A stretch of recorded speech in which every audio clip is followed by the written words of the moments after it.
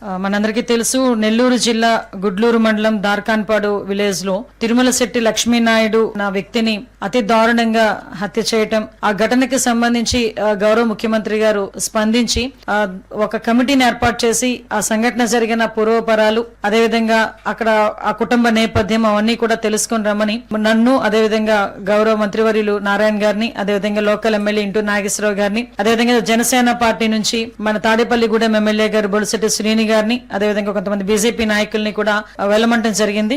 మేమందరం కూడా అక్కడికి వెళ్లి ఆ కుటుంబాన్ని పరామర్శించి ఆ కుటుంబ నేపథ్యం అంతా చూసి, అందులో ఆ సంఘటనలో గాయపడ్డ మిగతా ఇద్దరు భార్గవ్, పవన్ ని కూడా గుంటూరు హాస్పిటల్లో అక్కడ కూడా పరామర్శించి వాళ్ళందరితో కూడా మాట్లాడి రావడం జరిగింది. ఆ హత్యకి సంబంధించిన వివరాలు మనం అబ్జర్వ్ చేసుకుంటే ఓవరాల్ గా ఇది కేవలం ఒక వ్యక్తిగత వ్యవహారాలు, అదేవిధంగా ఒక ఆర్థిక లావాదేవీల కారణంగానే ఈ హత్య నేపథ్యం కనిపిస్తా ఉంది. ఎందుకంటే ఎవరైతే అక్యూజ్డ్ ఉన్నారో, నిందితుడు ఉన్నాడో అతను హరిశ్చంద్ర ప్రసాద్, అతను అదేవిధంగా తిరుమల శెట్టి లక్ష్మీనాయుడు, అదే వాళ్ళిద్దరూ కూడా చాలా క్లోజ్ ఫ్రెండ్స్. వాళ్ళిద్దరూ కూడా కలిసి వ్యాపారాలు చేసుకునే వ్యక్తులు.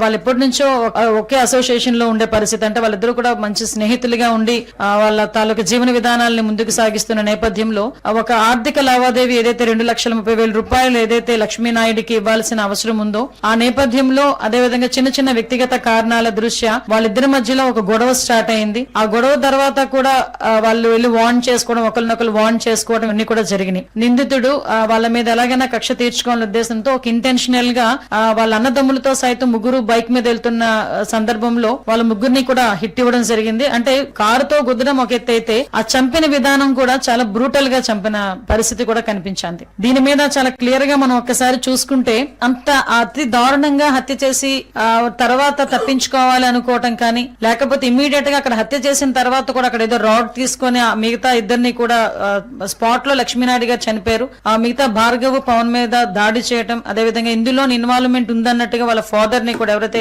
నిందితుడు ఉన్నాడో నిందితుడు తారీఖు తండ్రిని కూడా ఇందులోని వాళ్ళు చేర్చడం కూడా జరిగింది. ఇమీడియట్ గా నెల్లూరు ఎస్పీ గారు కూడా నిందితుల్ని పట్టుకుని రిమాండ్ కి కూడా పంపించడం జరిగింది. అదే కాకుండా వాళ్ళ తాలూకా ఆస్తులు కూడా కనుక్కొని ఆస్తులను కూడా జప్తు చేయడం కూడా జరిగింది. అంటే విషయం ఏంటంటే ఇక్కడ ఇమీడియట్ గా పోలీస్ యాక్షన్ తీసుకున్నారు. ఇమీడియట్ గా పోలీస్ కూడా రిమాండ్ కి పంపించారు.